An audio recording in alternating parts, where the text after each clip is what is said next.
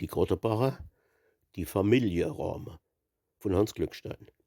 Wie manchmal tut man wochenlang sich hin und her bedenken, was man der Frau als Angebind soll zum Geburtstag schenken. Hat sie keinen Wunsch nach Schneckedänz als wie die andere Dame, dann besinnst dich einfach gar nicht lang, kaufst dir 'n Familienrahmen. Denn so 'ne Bildergalerie kann man als Geschenk nur loben. Die ganz Familie packst da neu und hängst sie an 'nen Globe.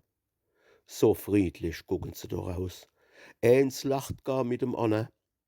So ähnlich is, se lebt auch nicht die Gesellschaft sonst beieinander. Ja, s Glas, wo vorne dran gemacht, kann halt kein Schleier lüfte. Sonst steht man sehe, dass als eins möcht's andere vergifte. Auf denne Bildchen siehst halt a kein Makel und kein Fehler. Wann's richtig retuschiert, dann kennst kein Darbe und kein Schäle. Du merkst nicht, dass der Onkel Jean so gern Weih tut winke, denn s glänzt nicht auf seinem Konterfei, sein blau schattierte Zinke.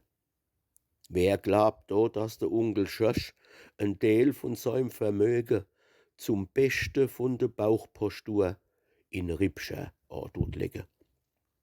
Die Tante Malsche lacht so süß im Fotografensessel, als wann se sunst net spauze tät, grad wie 'n Hexekessel.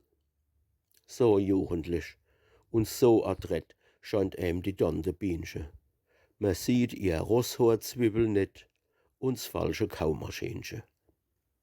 Dutzend Bilder sind noch drin, von Neffe, Nichte, Tante, von Onkle, Vettere, Beselche und sonstige Anverwandte.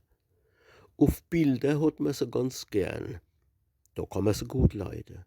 Es macht uns und auch im Glas nix aus, wann se ihr Fratze schneiden.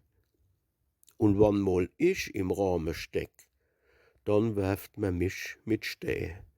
Und mancher secht im Stille sich, des ist da auch noch einer.